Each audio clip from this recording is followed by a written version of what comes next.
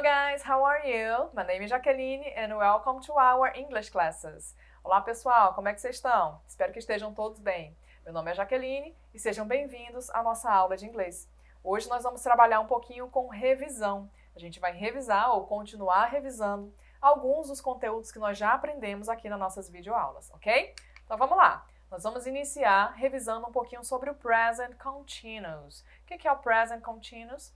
O Present Continuous Tense é um tempo verbal que deve ser usado para expressar uma situação que está em progresso, ou seja, uma ação que ainda está acontecendo. Então temos o exemplo aí, observem a imagem, e pela imagem nós podemos dizer que they are playing video games. Eles estão jogando videogame, certo? Então essa ação está acontecendo neste momento, no momento da fala. Ela está em progresso. E esse é o objetivo do Present Continuous, ok? Mas a gente vai relembrar também um pouquinho sobre as regras que nós aprendemos. Uma delas é a estrutura, né? Então a estrutura do Present Continuous Tense é formada por sujeito, verbo to be e o verbo principal com o finalzinho em ing. Esse ing, pessoal, ele vai corresponder ao nosso gerúndio do português, o indo, endo, ando. Então, toda vez que você acrescentar o ing no finalzinho do verbo, você vai deixar esse verbo com a ação sendo feita no momento, certo? Olha lá o exemplo. I am learning English. Eu coloquei nas mesmas cores da estrutura em cima para vocês perceberem onde está cada parte da estrutura. Então, primeiro nós temos o sujeito, que é o I, eu. Depois a gente tem o verbo to be conjugado de acordo com a pessoa. Então, no caso, como eu estou falando de I, a conjugação de verbo to be vai ser am. I am. O verbo learn, que é o verbo aprender. E no finalzinho do verbo aprender, nós colocamos o ing para deixá-lo no gerúndio. Então, vai ficar eu estou aprendendo. E o que vem depois disso é só complemento. No caso, a gente está usando English, ok? Aí do lado tem uma conjugaçãozinha do verbo to be, apenas para vocês relembrarem. É importante que vocês usem a conjugação correta, ok?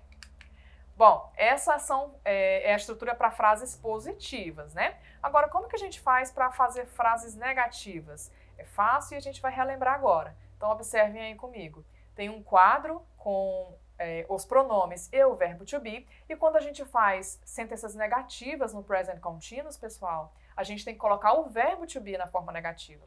E existem duas formas para isso. A gente pode só acrescentar o not depois do verbo to be, ou nós podemos usar a forma contraída, que é o not junto com o verbo to be. Aí nós temos as duas formas. Então, observem. I am not, eu não sou, eu não estou, depende do que você vai falar, né? Não tem abreviação. Mas o are not, a abreviação é o aren't. Is not, a abreviação é isn't. E o are not vai ficar aren't. Olha uma estrutura de frase negativa aí como exemplo. They aren't studying English. Eles não estão estudando inglês. Ou she isn't studying English. Ela não está estudando inglês. Eu troquei o verbo to be aí porque eu estou falando de pessoas diferentes, certo? Lembrem-se também, pessoal, que a gente não pode esquecer de nenhuma parte da estrutura. Se você não colocar o verbo to be, vai estar errado. Se você não colocar o ing no final do seu verbo, também vai estar errado, ok? Bom, e para fazer perguntas? Para fazer perguntas é bem fácil. A gente agora vai ter que trocar a ordem das palavras. Então, lembra que lá nas frases positivas a gente usava sujeito, verbo to be e o verbo com o finalzinho em ing? Agora a gente vai inverter essas duas palavras. Ao invés de eu começar com o sujeito, eu vou começar agora com o verbo to be. Então, observem na tela aí. O he is studying English é uma frase positiva. Ele está estudando inglês. Como é que eu faço para transformar isso em pergunta? Eu pego o verbo to be e troco de lugar com o pronome. Is he studying English? Ele está estudando inglês? É só isso que a gente precisa fazer. Porém, de acordo com a caixinha vermelha, nós também podemos usar as double H questions para fazer perguntas. Quais são as double H questions? São os pronomes interrogativos. What, where, when, how, que é como, quando, onde. Então, a gente usa eles no início da frase, antes do verbo to be. Olha o exemplo.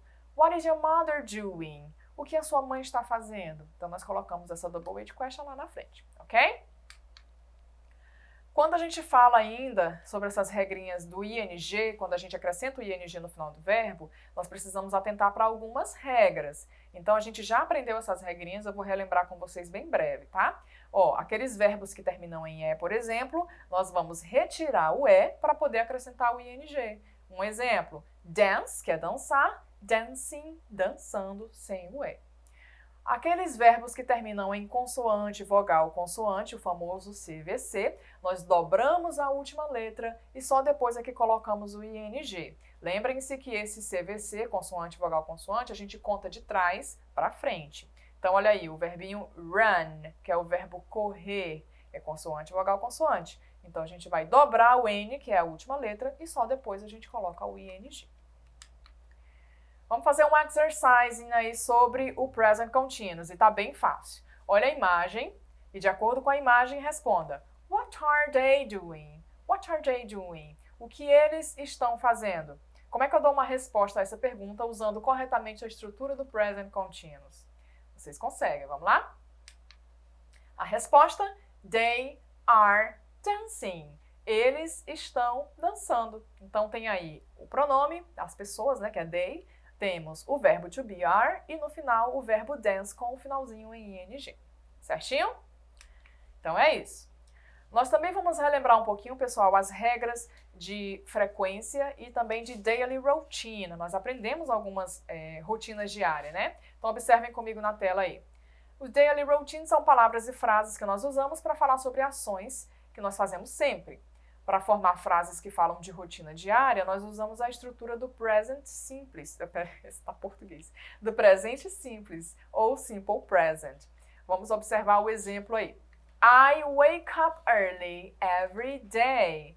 Eu acordo cedo todo dia. Então, essa frase está no presente simples. E eu estou usando aí uma das frases de frequência, ok?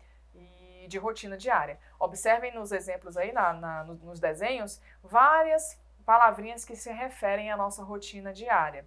Eu não vou relembrar todas essas palavras com vocês, porque vocês já aprenderam. Depois vocês podem acessar a plataforma e assistir essa aula novamente, ok? Bom, quando a gente fala de rotina, a gente sempre fala também de frequência. E sobre frequência, nós aprendemos um pouquinho sobre os advérbios de frequência. Então, vamos relembrar, né? Os adverbs of frequency indicam a frequência com que alguma ação acontece. Então, nós temos aí nessa parte verdinha uma escala com alguns desses advérbios de frequência. Essa escala vai de 100% de frequência a 0% de frequência, que vocês já conhecem. Então, o 100% é always, sempre, e o 0% é never, nunca. E nesse intermediário nós temos outras palavrinhas para designar essa frequência. Vocês também já aprenderam, né? Tem o usually, que é geralmente, né? Normally, sometimes. O sometimes é o 50% ali, o às vezes, né? Vamos ver os exemplos. I never go to the beach. Eu nunca vou à praia. Ou, he sometimes wake up late. Ele às vezes acorda tarde. A próxima, she hardly ever cooks dinner. Ela quase nunca faz o jantar ou prepara o jantar. Então, observem aí em verdinho que eu destaquei para vocês os advérbios de frequência e eles fazem toda a diferença quando você vai falar a sua frase, certo? Porque ele vai dar a intensidade da frequência que você deseja. Ainda falando sobre advérbio de frequência, pessoal, quando a gente faz perguntas para falar de frequência, nós vamos usar essa expressãozinha que se chama how often. O how often vai significar com que frequência. Então, nós vamos usar ela para fazer as perguntas. How often do you read a book? Por exemplo, com que frequência você lê um livro? E para responder sobre frequência, nós podemos usar duas coisas. A gente pode usar o advérbio de frequência, que é o que está na primeira caixinha, ou nós podemos usar uma time expression, uma expressão de tempo. Qual é a diferença entre essas duas coisas? Bom, as duas vão tratar de frequência, porém o lugar onde essas palavras vão vir na sua frase é diferente. Quando nós usamos o advérbio de frequência, a posição correta dele vir dentro da frase é sempre antes do verbo principal. Então, aí tem I read a book, eu leio um livro, advérbio de frequência vai vir antes do verbo read, que é o verbo ler.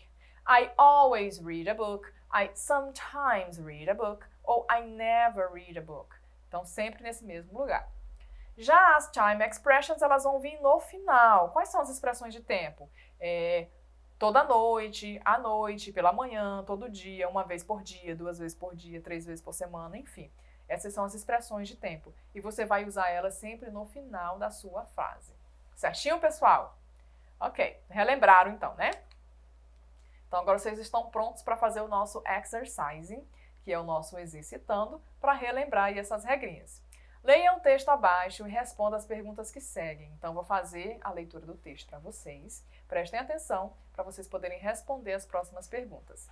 Então o texto diz assim: My name is Jessica. I'm a lively girl. I think I'm funny and nice. I usually go to the beach on Saturday mornings. I play tennis every week. I usually have a picnic with my friends. I dodge in the park 2 hours a day and I go bowling twice a week. I love parties. I often go to discotheques, but my father isn't satisfied with me. I am a talented girl. I even play the guitar. Menina, essa menina faz muita coisa. Então vamos lá para as perguntas. De acordo com esse texto, a pergunta é: How often does Jessica go to the beach? Vocês conseguem compreender a pergunta? Lembra que essa expressão how often é a expressão que nós usamos para falar de frequência nas perguntas. Então ela vai significar com que frequência. Com que frequência a Jessica vai à praia? É fácil vocês encontrarem procurando a palavra praia. Você vai procurar a palavra praia e próxima dela você vai encontrar a frequência então. Pergunta letra B. How often does she play tennis? Com que frequência ela joga tênis? E na letra C, how often does she go bowling? Com que frequência ela vai jogar boliche? Certo? Conseguiram encontrar a resposta no texto aí? Acredito que sim. Então vamos ver a resposta juntos, né? Na letra A, a gente pode observar lá no texto que ela fala sobre a praia, né? She usually goes to the beach. Ela geralmente vai à praia. Tem lá no meio do texto, né? I usually go to the beach. Outra opção seria vocês colocarem on Saturday mornings, que seria uma expressão de tempo, e aí ela já viria no finalzinho da frase, tá? Letra B. How often does she play tennis? Com que frequência ela joga tênis? She plays tennis every week. Pessoal, lembra que as expressões de tempo, né, de frequência, elas usam a estrutura do presente simples. Então a gente tem que aplicar aquelas regrinhas do presente simples que vocês já aprenderam. Então, como eu estou falando de ela, da Jéssica, o meu verbinho aí está usando o S, né? She plays tennis, ok? Se você não lembra ou não sabe do que eu estou falando, por favor, acessem a nossa plataforma e encontrem a aula sobre o presente simples para relembrar, tá? Letra C. How often does she go bowling? Com que frequência ela vai jogar boliche? She goes bowling twice a week. Ela vai jogar boliche 2 vezes por semana. Novamente, nós temos uma expressão de tempo e por isso que essa expressão veio no finalzinho da frase, porque é o lugar correto para vir. Certinho, pessoal? Então é isso. Espero que vocês tenham gostado aí da nossa revisão. Não esqueçam que vocês têm uma ferramenta excelente para ajudar com seus estudos, que é a nossa plataforma Eduque. Vocês podem encontrar outros conteúdos, então acessem a plataforma, estudem e vão a fundo para melhorar o inglês de vocês, ok? Então é isso, pessoal. Espero que vocês tenham gostado e see you next class!